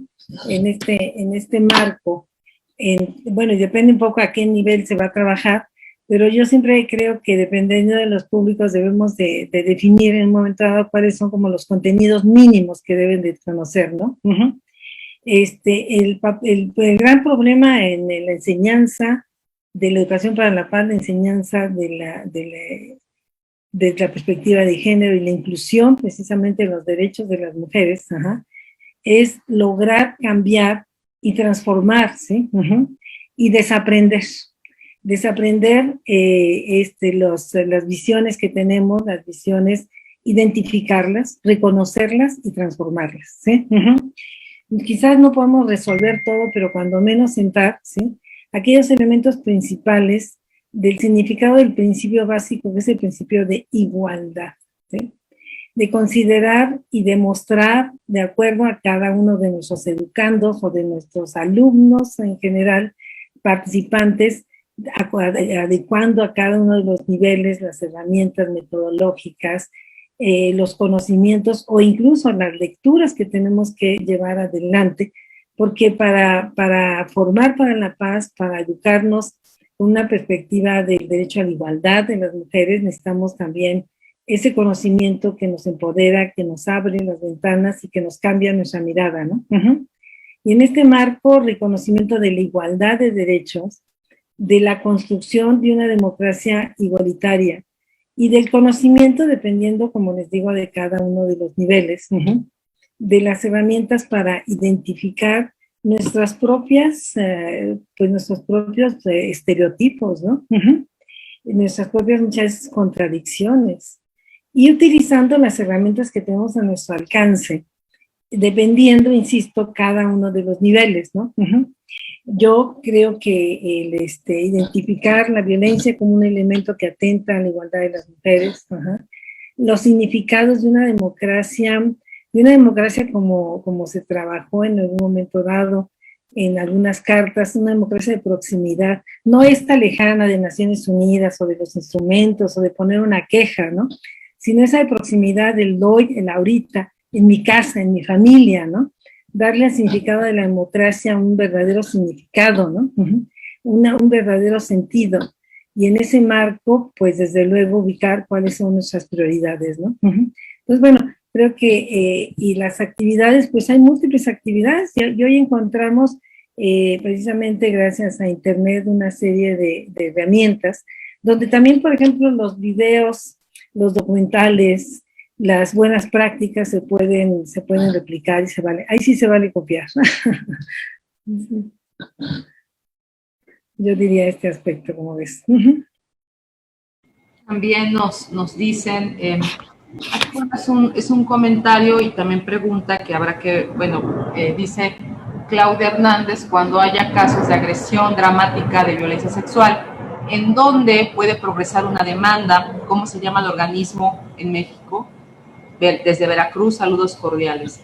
Luego, que yo creo que aquí, bueno, es un tema como de cómo comenzar tal vez un litigio, lo quiero entender así, ¿no? Pero pues, habrá que ver como más detalles desde mi personal opinión, bueno, sabe lo que diga también la doctora, pero Alejandra Toro dice, hola, les escribo desde Chile, un país golpeado por reiteradas violaciones a los derechos humanos, no solo en dictadura, sino en cada uno de los gobiernos democráticos post-dictadura, y particularmente en el contexto del estallido social de 2019, donde una gran cantidad de mujeres fueron abusadas sexualmente y violadas por carabineros de Chile.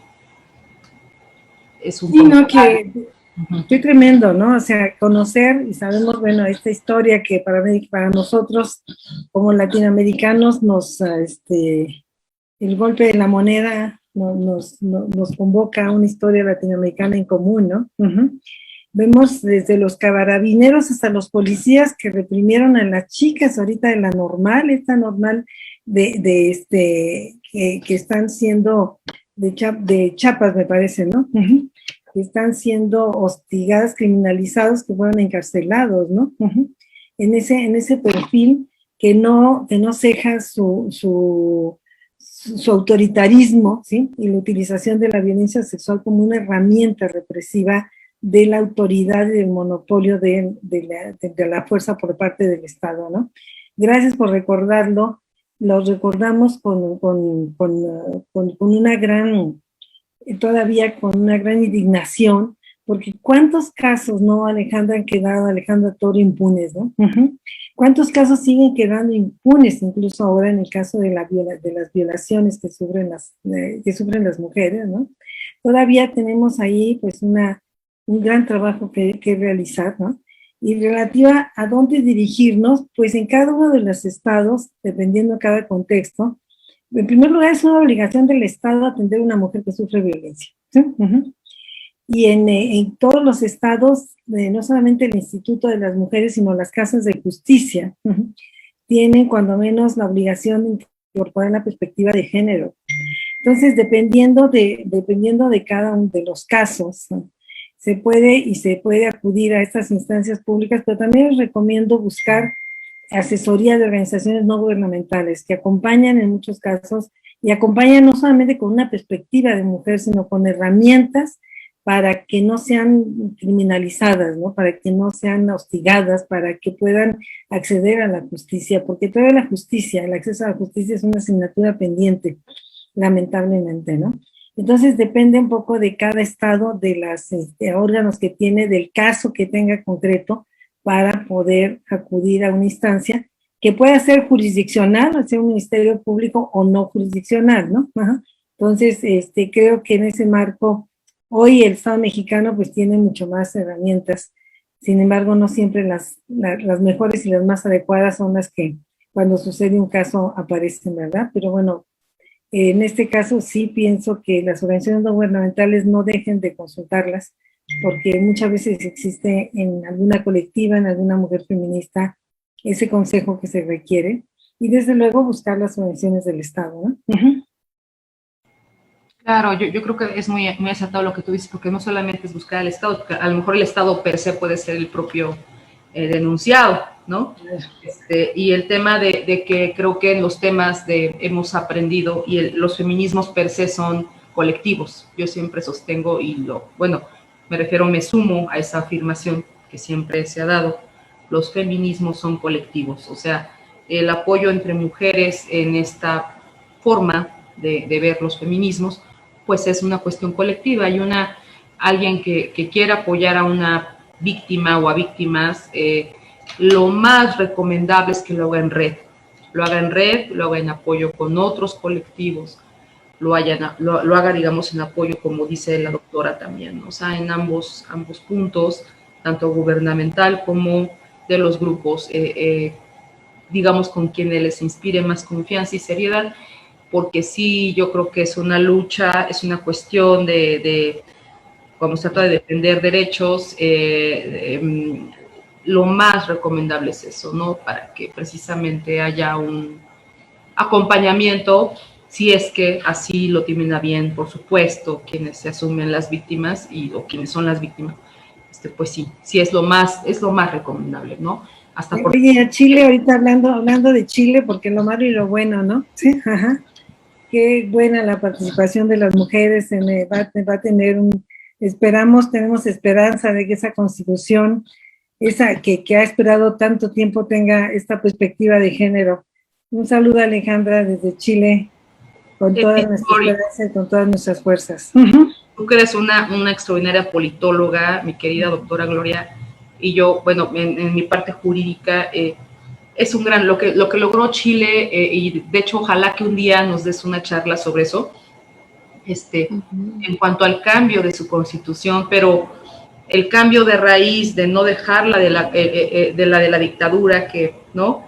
Es un logro histórico a nivel latinoamericano, y bueno, evidentemente como las cuestiones de dictaduras latinoamericanas pues solo se dan en Latinoamérica, ¿verdad? A nivel, es histórico, o sea, es un hecho único y es verdaderamente importantísimo, y la participación de las mujeres en ese movimiento para tirar la constitución de Pinochet fue fundamental, ¿no?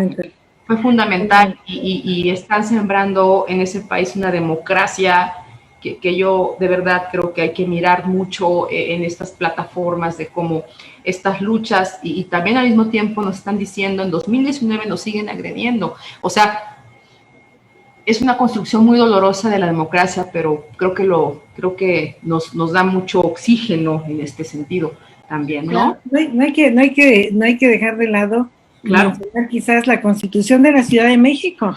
También una constitución que se hizo con perspectiva de derechos humanos y con perspectiva de género, y que tuvo a nuestra querida, admirada siempre Marcela Lagarde al frente de la Comisión de Derechos Humanos, que logra ser una gran constitución de avanzada, ¿no? Reconoce como un derecho, dentro del contexto de quienes estamos viviendo en la Ciudad de México, nuestro libre desarrollo de la personalidad como un derecho ciudadano y de ciudadanos, ciudadanas y de niños y niñas. O sea, tu libre desarrollo de la personalidad como un derecho tutelado por la Constitución de la Ciudad de México. Suena sencillo, pero no, créanme que no es nada fácil lograr ese derecho que se llama el libre desarrollo de la personalidad. Claro. Están diciendo desde Hidalgo, saludos desde Hidalgo, los feminicidios en comunidades originarias pocas veces son registrados. Es un tema interesante y que puede ayudarnos a seguir investigando otros puntos sobre pueblos originarios. La situación es similar en todo el país. Mientras los órganos impartidores de justicia no operen con eficacia, el problema va a persistir. Es una opinión. Luego dice Alejandra Toro, maravillosa, alegría del proceso constituyente, estamos felices. Una chica que sufrió un trauma ocular por violencia policíaca, tuvo una gran vocación y se perdió por paridad. Tuvo que cederle el puesto a un hombre mucho menos votado, contradicciones que suceden, que es muy interesante, por eso es muy interesante estas charlas, para conocer, ¿no? Y qué interesante lo que nos comentas de Alejandra Toro. Desde Chile, qué gusto, saludos Alejandra. Saludos a Chile y también reiteramos nuestro verdadero tema solidario a Colombia, y que seguramente nos van a seguir enseñando mucho, porque es un pueblo, es un país fuertísimo, es un país del que hemos aprendido mucho. Nada más te comento muy breve, mi querida doctora Gloria, la Corte Constitucional colombiana, muchos criterios mexicanos que se dan en la Suprema Corte de Justicia de la Nación de México se han adoptado por la Corte Constitucional colombiana. O sea, es un gran referente Colombia para construir criterios, incluso uno muy importante que es la despenalización del aborto. O sea, Colombia fue un parámetro muy importante para poder hacer sólida una decisión tan importante como despenalizar el aborto en la Ciudad de México a las 12 semanas. Entonces, con su Corte Constitucional, o sea, ese contrapeso es un país muy importante en este tema referencial jurídico, y de verdad que toda nuestra solidaridad, porque estoy segura que va a suceder, estoy muy esperanzada que suceda un fenómeno como en Chile, que más bien va a seguir como mostrándonos cómo construir democracias. Es una opinión, por supuesto, personal, ¿no?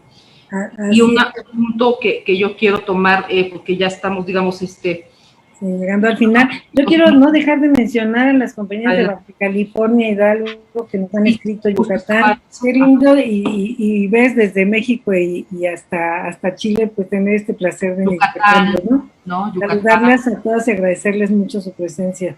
Y ahorita no tengo desgraciadamente en el punto ya el Facebook, pero a ver. Estamos llegando a la recta final. Qué bueno, sí. Y bueno, aquí estamos también leyendo de esta parte.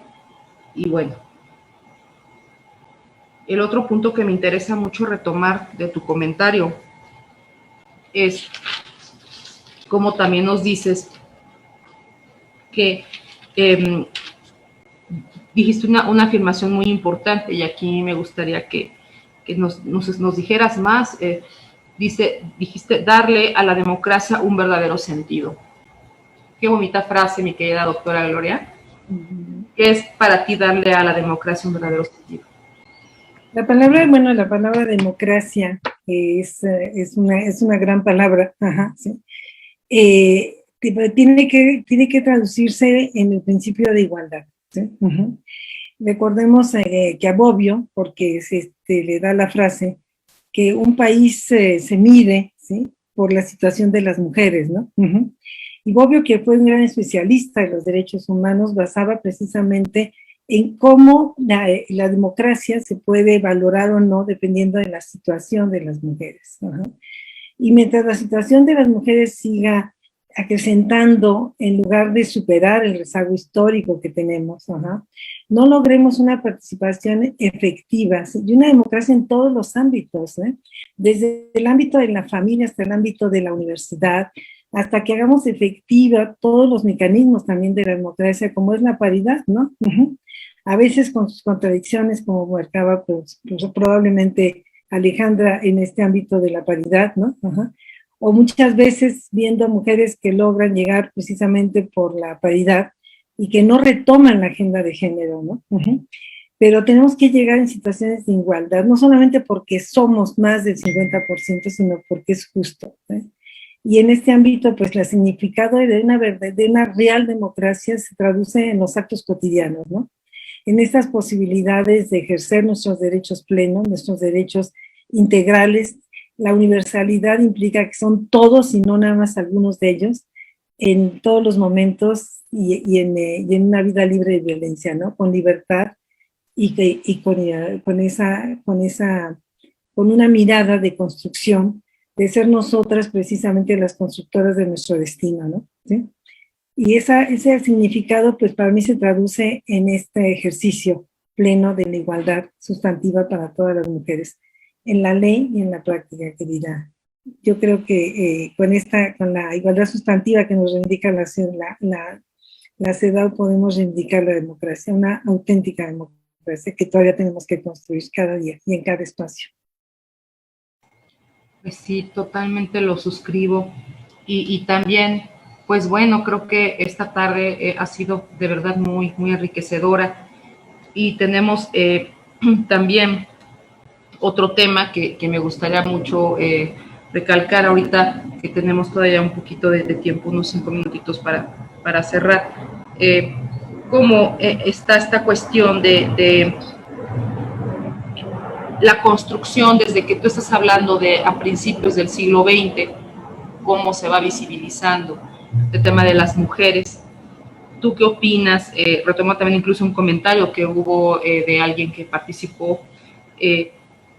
¿Qué ha servido y qué no? Digo, yo creo que ha servido, pero como te digo, a veces las personas quisieran que fuera algo muy rápido, pero tal vez no comprenden todo el proceso que hay de construcción detrás para que hasta 2008 se reconociera la violencia sexual como arma de guerra en contra de las mujeres, ¿no? 2008, imagínense, ¿no? Y cómo todo esto ha servido para construir otros casos. Pero, ¿tú qué opinas de esto? O sea, cómo... La pregunta muy concreta es, todo el tema de organismos internacionales, ¿para qué nos sirve? Bueno, o sea, es una gran pregunta que yo creo que hubo un cambio y tú, bueno, como una gran abogada y especialista del tema, además, me pregunta la experta, o sea, sí me quito el sombrero porque si hay una experta internacionales que eres tú y tenemos pero la pregunta lleva cierto sarcasmo, ¿no? Lo quiero aclarar porque desde mi punto de vista pues sirve para mucho, pero, exacto, por eso, no, ¿para qué sirve todo esto? ¿Para qué estamos ahorita hablando de esto? Claro, bueno, dense cuenta, yo quisiera remontarnos a otra conferencia que a mí me parece un punto muy, muy, muy, muy necesario de recordarla, que es la conferencia de Viena, de 1993. Estamos en el año 2021. Solamente hace 25 años apenas, 26 años, se reconoció la violencia como una violación a los derechos humanos. Y se reconoció en Viena precisamente la responsabilidad del Estado. Por eso hubo un gran tribunal, simulado por mujeres feministas del mundo, que en ese tribunal reconoció el Estado que había sido omiso para atender la violencia. No hay que olvidar que hasta apenas 25 años, de más de 2000 años, ¿sí me entiendes? Se reconoce la violencia y se empiezan a instrumentar políticas para su erradicación. Es decir, cuando nos agobia a veces efectivamente la inacción de ciertos mecanismos, cuando vemos una cantidad de normas y su falta de aplicación, recordemos que el tiempo que ha pasado es realmente corto, ¿no? Es hasta 1993, ¿entiendes? Poco más de 25 años se reconoce la violencia y se empiezan a instrumentar una serie de mecanismos. Recordemos que de esa ley precisamente de que a pesar de contar en México, en América Latina con una convención para prevenir y atender la violencia, que fue un gran avance en 1994, la Convención Belén do Pará. En México es hasta el año 2007 cuando se aprueba la ley de acceso a una vida libre de violencia, ¿sí? Ajá. Entonces, tenemos estos mecanismos que si bien efectivamente no todos se pueden aplicar, es lo que tenemos para poder tener este referente. Y les quiero decir que en el marco internacional, en el ámbito, por ejemplo, de la Convención CEDAW, nosotros hemos logrado recomendaciones muy importantes que se han aplicado, ¿sí? O sea, porque México tuvo una gran reforma constitucional en 2011 y hoy la Constitución y los tratados internacionales forman un bloque de constitucionalidad que sí hubo cambios. Sin lugar a duda ha habido cambios. No son ni todo lo rápido, ni todos los efectivos que queremos, pero tenemos un andamiaje para poder precisamente avanzar, ¿no? Ajá. Las resistencias son enormes. Las resistencias vienen de todos lados, de hombres y mujeres, ajá. Pero ese andamiaje nos permite avanzar. Y esos mecanismos han abierto puertas importantes. El gobierno de México ha recibido pues menos de 10 sentencias de la Corte Interamericana, pero se desbarata con tal de que no tenga otra sentencia y logra acuerdos amigables con las partes de las víctimas, ¿no? Entonces, sí creo que tenemos que ver el vaso la mitad lleno, la mitad vacío. Pues yo lo veo la mitad lleno, ¿sí? Pero no ha sido gratuito. Y en este marco, las mujeres y el movimiento feminista ha sido fundamental. Conozcamos, estudiamos el movimiento feminista como esta gran reivindicación y reconocimiento por los derechos de las mujeres. No sumemos a denostarlo, a rebajarlo, sino a reconocerlo como un gran avance, ¿sí? Y es este avance en donde nos permite también sumar esfuerzos, ¿no?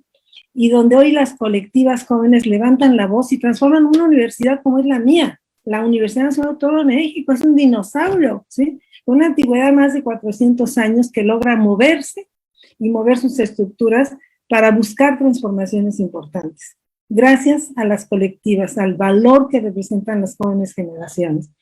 Entonces, yo creo que, y a utilizar estos mecanismos precisamente para exigirle al Estado su cumplimiento, ¿no? Entonces, marchan como dinosaurios, como esos rinocerontes que no se pueden ni mover, pero se mueven, y se mueven por la fuerza feminista y por la convicción de que no nos podemos quedar calladas y que somos nosotros quienes gozamos hoy de lo que nuestras pioneras nos permitieron hacer, ¿sí? Hoy podemos acceder a la educación, hoy somos más mujeres que salen con más grados, entran más mujeres y salen más mujeres de la universidad, lo que hace 20 años no era una realidad, ¿sí? Pero nos falta todavía un largo camino y por eso hay que resguardar en la pandemia nuestros derechos y por eso hay que seguir trabajando y pues sumando porque juntas somos más fuertes. Muchas gracias, querido Dalia. Excelente y muy contenta con tu moderación. No, al contrario, yo estoy la más halagada, más contenta en cuanto a que aun cuando estamos leyéndote, o sea, lo duro es que hablamos, siempre que hablamos de estos temas, per se los feminismos, hablamos desde un dolor de la desigualdad y la no discriminación, o sea, eso es lo malo, vamos, que parte de eso, pero aún con ello, lo positivo es todo este diálogo, lo positivo es aprender de mujeres como tú y de las opiniones que nos llegan de otros países, de otros estados de la República, de otras compañeras de otros lugares. Y este aprendizaje, ¿no?, constante para un solo objetivo, ¿no? El tema de no violencias, el tema de no discriminación y sumémosle el tema de la cultura para la paz, que es lo que se ha desdibujado, y es lo que hay que seguir insistiendo. El tema de la cultura para la paz siempre ha sido uno de los también temas torales para algunos feminismos, porque hay otros, digo, me refiero, yo trato siempre de decir feminismos para no meterme como en algún tema, ¿no? Que a lo mejor alguien no quiero tampoco decir algo erróneo, pero sí yo creo que parte de esta base, de que finalmente las mujeres y las niñas pues siempre estamos poniendo, como dijo una compañera que opinó, somos las que ponemos el cuerpo de la forma más violenta incluso, ¿no? En esta cuestión que ni siquiera es decisión de nosotras y siempre es esta cuestión de que sistemáticamente es utilizada la mujer, tanto la cuestión sexual como la cuestión laboral, ¿no? En temas de guerras y de estas cuestiones que ahora desgraciadamente pues hemos visto muy recientemente que hay guerras, sigue y seguirá habiendo desgraciadamente, pero como es un papel muy destacado el de ya de organizaciones para quienes preguntan para qué sirve el derecho internacional de los derechos humanos, para qué sirve el derecho humanitario. Bueno, sirve de mucho, pese a que tenga críticas, sirve de mucho porque de alguna forma sí permite que situaciones sean visibilizadas en momentos como este y bueno, pues se pueda exigir a un Estado que cumpla con sus deberes. Entonces sí, yo creo que por supuesto que sirve, son perfectibles, pero sirven. Absolutamente sí, ¿no? Y bueno, estamos a 3 minutitos. Me gustaría que nos dieras una conclusión, mi querida doctora, ya son 7:57, entonces para que nos digas algo, para que concluyas tu pues, ya mira, yo creo que... idea, imagínate qué grosera soy, tu idea, ¿cuál idea? Tu trabajo, por Dios, perdón.